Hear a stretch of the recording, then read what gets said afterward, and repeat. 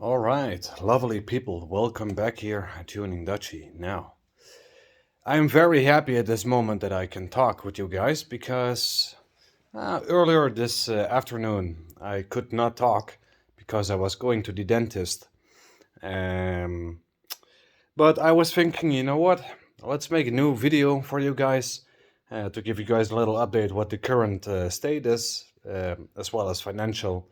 And of course, how it's going to look with new deal Matiz or Chevrolet Matiz, because I think that's very important. And something else where we are actually gonna start with is that I have seen damage, or at least my dad has seen damage on the old Deo Matiz that I have not seen yet. Now, well, the thing is, as I already mentioned before, the oil sump was damaged, tire was damaged, the rim was damaged, the transmission was completely broken, not just damaged but broken inside. The transmission plate for shifting was completely broken and pulled off smoke. But once my car was going into the air to get onto the loading truck, so it could go to the junkyard, my dad called me and he told me, "Hey, Tuning Dutch, listen up. You have told me what the current damages and the current problems that your car has, but it was not the only thing that was wrong. We also had some suspension issues. Now, I already had the feeling that my car was a little bit soft on suspension, but my dad said that the suspension broke. Yeah, exactly, broke. That's weird. Now, the thing is, since I made that little hit with 40 kilometers an hour, which is approximately 18 miles an hour, into that, small bump on the bus lane, or at least for the right side, because we here in the Netherlands, we can turn left. We have more lines to go straight ahead. And for normal cars, you can go right. But at the same place, buses have their own lanes to go right as well. Between that right lane from the bus and the cars, we have actually somewhere so it's gonna be split it in two. And it was a little bit higher than expected. So,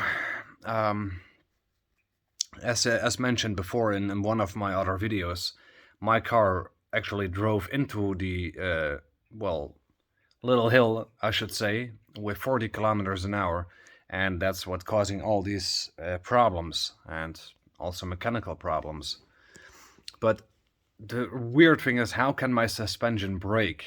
Well, breaking, not bending or something. If it would be bent, okay, I could live with that, but breaking, that's weird. But anyways, it is what it is, and my dad has seen it, so I trust his words. Because he doesn't tell me that just because he doesn't know, or I know, or whatever. But it's something I did not told him, so I'm happy that he told me. But here's the thing that I think, if the suspension broke, what broke exactly? Now, I do already know, and I can confirm that the spring itself is definitely not broken, because even if it has rust, it would not break that easily. Only when it's completely rusted through, and that was not the case, because I checked that several times. Now, the thing is, I have driven more than 100 kilometers with those springs after the accident that I had into that little uphill thing. And, well, I think completely on top of the spring, where it's connected to the chassis, just like you have in your tuned front engine bay, you have the bar to keep the engine bay nicely in place, and that everything is actually stable and reinforced, so nothing can bend by power of the engine. That's the same but with suspension, so it's mounted to that kind of stud or strut or whatever. So yeah, with that being said, the car is finally gone, so I can leave that story behind. Also, with something which is very, very important is to tell you guys what is the current state of financial, but also how it's going actually to look with a brand new car, of course, because, I mean, we cannot do anything in tuning if we don't have cars, right? So I think that's also a very important thing to talk about. Now, financial spoken, and you guys know I'm a very open book. I'm not gonna be closed. You guys know I'm an open book. I play open cards. I tell you guys every single thing, even if it's sometimes private. And that's just because I don't have to hide things just like other YouTubers, because I like to keep you guys updated about everything. Now, the thing is, financially, a new Matiz, it doesn't matter if it's gonna be Dio or Chevrolet, but at least a new Dio or a new Matiz. My hopings are a Chevrolet Matiz. My budget is €1,000. I don't know exactly what that is in dollars. I believe 1,600 or something. They are pretty inexpensive over here in the Netherlands, so I'm very happy for that. But yeah, anyways, I have a budget for 1,000 euros, and my dad gave me a call, and he told me, "Hey, listen up, Tuning Dutchy. We have still a budget available that was coming from your childhood." So, I mean, I always wondered, where is my bank account where my money was when I was a kid? Now, we have a rule here in the Netherlands. I don't know if that's going to count for America or England. I don't know that. But what I do know is in the Netherlands, we have the rule. If you have a kid and you want to save money for her or him later on when he is going to be 18, so he can buy himself a couch or a desk or a table or a washing machine or a dryer or every kind of thing that has to do with households. Now, everyone wondered where the heck is that bank account. Now, finally, my dad opened the books a bit, since he actually is building a new house, and he finally found that I still had 715 euros available on that account. So today we took that money off, luckily, and that's already available for a new Dio Matiz or Chevrolet Matiz. Now, with 1,000 euros budget, that's of course the budget where we are gonna look for a new car. Now, that doesn't mean that the complete 1,000 euros that's coming, at least from my dad, grandma, or from the bank account itself to be spent. No, I mean, it also depends a little bit on me, because I told my dad to sell some stuff, but currently it's looking actually a little bit nasty if we talk about selling. But for the rest, everything is actually looking very good. Also, my grandma gave my dad a call, and she said that she also was wanting to help me out a bit for getting a new car. But the problem is here, she doesn't want me to tune that car, or at least that my fingers are kind of gonna touch the engine or exhaust or whatever. She said I should not do anything. And, you know, I mean, I could do that to save myself some money.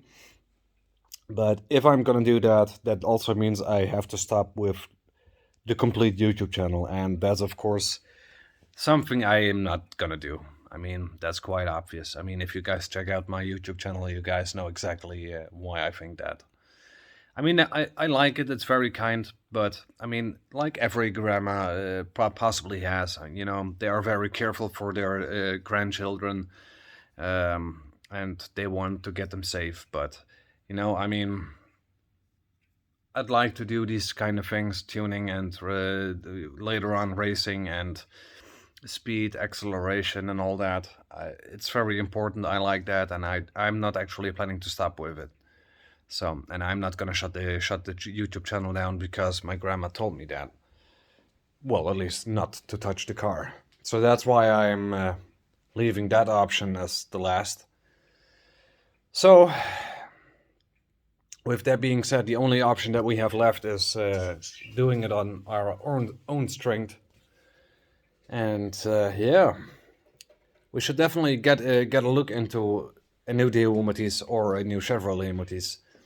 And the thing what I can tell you guys is that we still are on the look for a new car, but yet we have not found one. I mean, we have found ones, but well, I mean, better looking a little bit more, so you are 100% sure that we don't have a mechanical problem again very soon.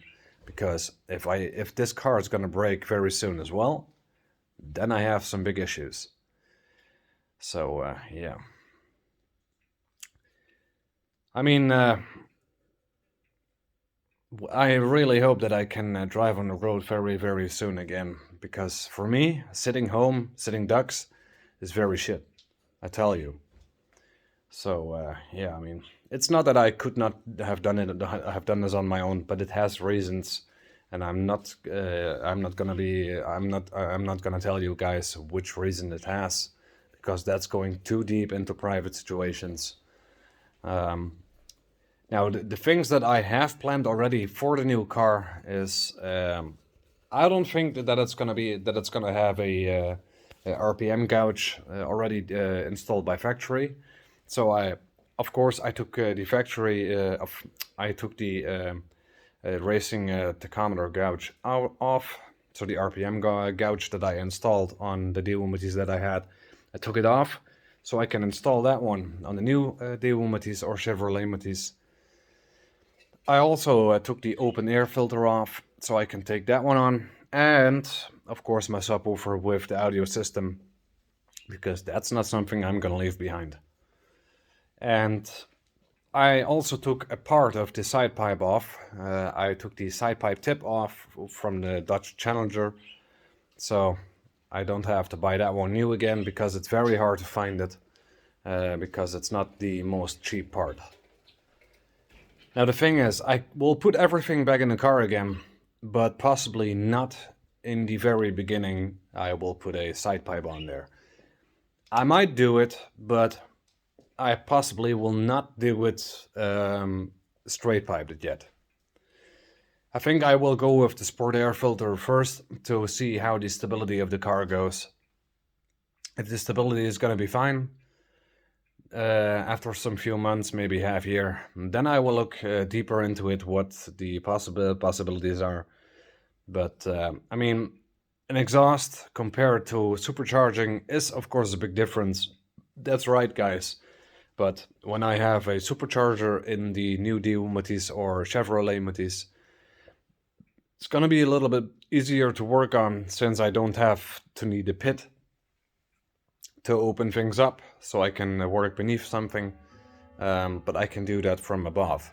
So I can do that actually everywhere in the world where I am. And a pit is not something you have everywhere in the world, so it makes it a little bit more harder to work. Now there are two things that I'm actually thinking of the supercharger, because I have two superchargers in my mind. One is a little bit cheaper than the other, but the one that's more expensive has more RPMs that he can turn, and also the whining sound is way, way better. And that's the TVS R410, which is for 410cc engines and above, and it's going up to 1.6 liter engines. So that's good. That means that it's that my car will fit for that. Also, this one is pretty large.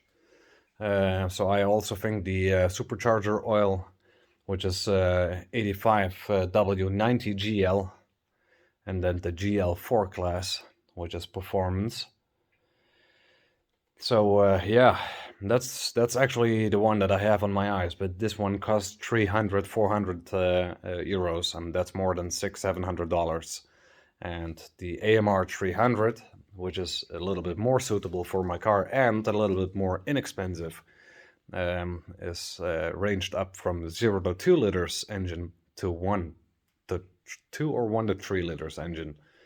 Also way better for fuel consumption. Now, you guys know I don't give a shit about fuel consumption, because a Daewoo Matiz normally should drive 1 kilometer on 15, 1 liter on 15 kilometers.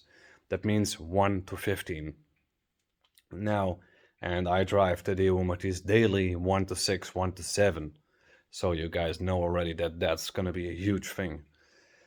Something alternative, and that's actually shooting in my head right now, and that's something I might do later on as well. Well, it's not a bad idea, I think. I might do maybe also a bigger fuel tank. Might not be a bad idea, since I only can get maxed out of fuel 400 kilometers, and that's a little bit on the low side. Also with Shell fuel safe. So with normal fuel, I will then never reach above 400. That's not gonna happen. That even if I'm watching my fuel economy, still it's not gonna work out. So yeah, I mean, this is actually the update that I got for you guys. It's still quite large, but yeah, I mean, it's still a little bit more quiet than the updates that I made when I was working on the Matiz. But yeah, I mean, these were different times.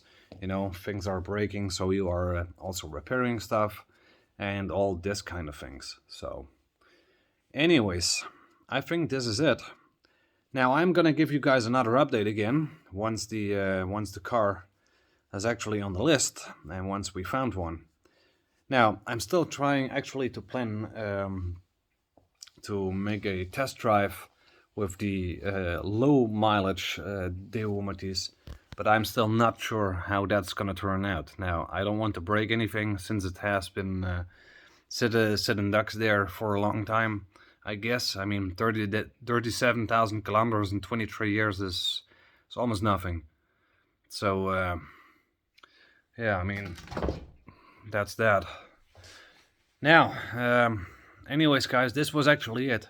So I hope you guys liked this update. So give this video a like, subscribe to the channel, and yeah, guys, whenever I have the new car or whenever I'm planning to do something with it, or I don't know, whether I got an update, you guys will hear from me. So guys, anyways, this was Tuning Dutchy. I'm gonna sign off. It's time to go to bed because it's almost 6 o'clock in the morning and I have not yet slept. I only slept a little bit this evening because of the dentist. So anyways, guys, I see you in the next video. Stay safe, stay healthy. See you guys the next time.